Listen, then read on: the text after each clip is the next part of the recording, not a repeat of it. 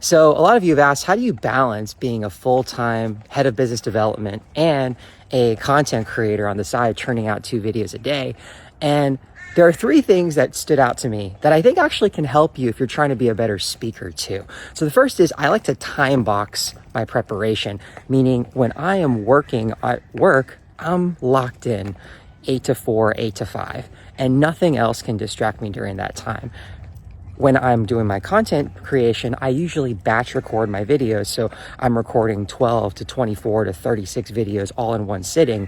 And I do that for 2 straight hours, but nothing gets in the way. I'm not distracted. The same can go for when you're practicing presenting. You need to lock in on just how are you going to nail that intro? How are you going to nail that particular segue, that particular slide, and just focus all in on that. Secondly, what I've done is I like to go with quick iterations. So the faster your feedback cycles, the more you can improve. So in content creation, that means for me, like I said, churning out as many videos as I can to see what sticks and improving off of the feedback that I get.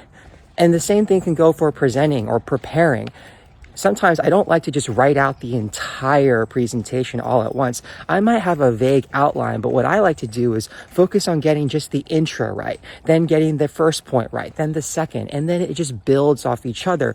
And I found that when you've built up momentum, seeing that you've nailed one part, the rest flows much more easily. And then finally, what I've done as a content creator is it goes back to the second point, but I'm really intentional about asking for feedback. And that feedback is, again, my cycle to understand what more should I be producing and what should I not be producing, because that insight's valuable. The same thing goes with presenting. You don't want to do this in a monologue. You want to encourage a conversation. So a lot of times when I'm presenting, I've actually prepared for specific areas where I either want to call out a specific person to get their point of view, or I know that there might be a controversial take, so I want to facilitate that discussion in that particular moment. And I've even, in my mind, time boxed how long I think we have for that discussion. So if you can do those 3 things, time box yourself, also solicit feedback and quick iterations, I think you'll go a long way, whether you want to be a content creator